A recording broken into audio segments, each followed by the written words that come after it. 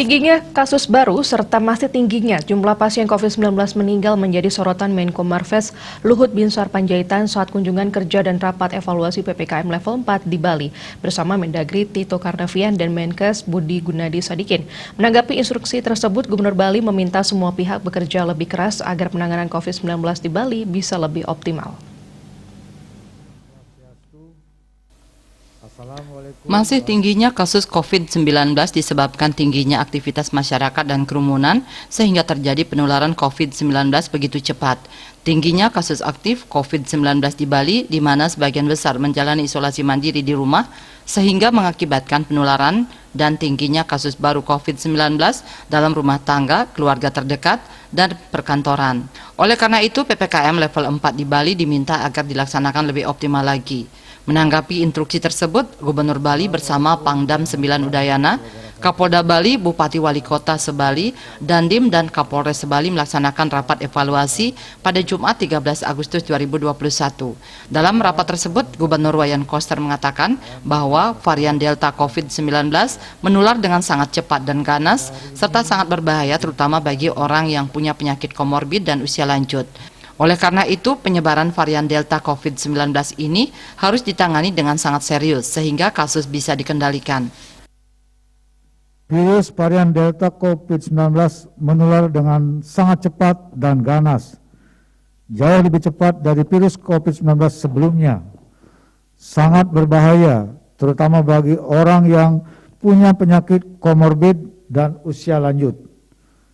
Sehingga harus ditangani dengan sangat serius agar kasus bisa dikendalikan, jangan sampai terus melebar dan meningkat, dan juga jangan sampai berkepanjangan. Pada kesempatan tersebut, Gubernur Koster juga meminta kepada warga yang telah mengikuti isoman di rumah kurang dari 10 hari agar segera dibawa ke isolasi, karantina terpusat. Pangdam 9 Udayana, Kapolda Bali, Dandim, dan Kapolres ditugaskan untuk menjemput warga dibawa ke tempat isolasi, karantina terpusat. Sedangkan yang sudah mengikuti isoman di rumah selama 10 hari atau lebih boleh tetap di rumah. Perbekal Lurah dan Bendesa Adat Sebali diminta untuk mengawasi warganya yang sedang menjalani isoman di rumah masing-masing dan melarang bagi yang kontak erat agar tidak mengikuti aktivitas di masyarakat meskipun hasil testing swab antigen PCR negatif. Sedangkan warga yang baru dikonfirmasi COVID-19 dengan kondisi tanpa gejala OTG diwajibkan mengikuti isolasi karantina terpusat. Tidak dibolehkan isoman di rumah untuk menghindari penularan dalam keluarga. Gubernur Koster meminta kepada Bupati Wali Kota Sebali untuk berkewajiban menyiapkan fasilitas isolasi karantina terpusat dengan biaya dari APBD dan dibantu oleh Gubernur Bali. Bagi anggota keluarga dalam satu rumah yang ada terkena kasus COVID-19, maka semua anggota keluarga dalam satu rumah dan keluarga terdekat diwajibkan untuk mengikuti tracing dan testing, serta tidak diperkenankan melakukan aktivitas keluar rumah.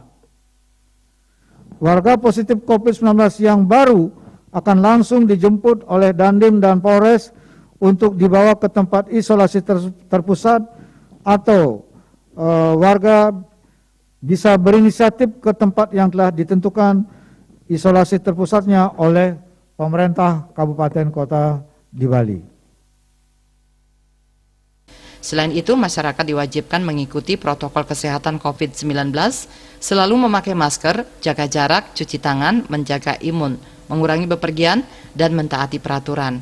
Koster meminta jajaran pemerintah daerah provinsi, kabupaten kota, serta jajaran Kodam 9 Udayana, Polda Bali, dan para pihak lain agar kompak bekerja keras secara bersama-sama, bergotong royong, bersinergi, dan berkolaborasi dalam menangani pandemi COVID-19. Dengan cara demikian, dia yakin penanganan pandemi COVID-19 di Bali akan berjalan optimal dan bisa mencapai hasil yang baik. Winata Bali Pos melaporkan.